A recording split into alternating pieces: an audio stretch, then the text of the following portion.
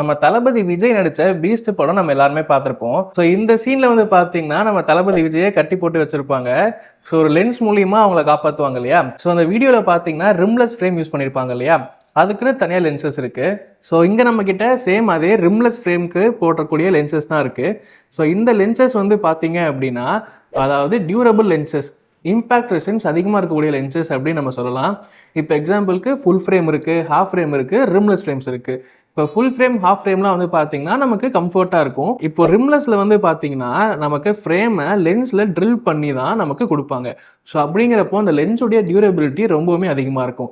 So இந்த மாதிரியான rimless ஃப்ரேம்ஸ்க்கு நம்ம ட்ரைவெக்ஸ், பாலிகார்பனேட், எம்ஆர்ஐட் அப்படிங்கிற ஒரு மெட்டீரியலை யூஸ் பண்ணுவோம். ஸோ இது வந்து பார்த்தீங்கன்னா ரிஃப்ராக்டிவ் இண்டெக்ஸ் அப்படின்னு சொல்லுவோம். ஸோ இது வந்து டியூரபிள் லென்சஸ் இல்லையா? ஸோ அந்த சீனில் வர மாதிரி இந்த டியூரபிள் லென்சஸை நம்மளால் உடைக்க முடியுமா அப்படிங்கிறத பார்க்கலாம். அந்த வீடியோவில் ரொம்ப ஈஸியாக ஒரு செகண்டில் உடச்சிருப்பாங்க. ஆனால் இப்போ நம்ம எவ்வளோ ட்ரை பண்ணியும் நம்மளால் ஒரு துளி கூட அசைக்கவே முடியல.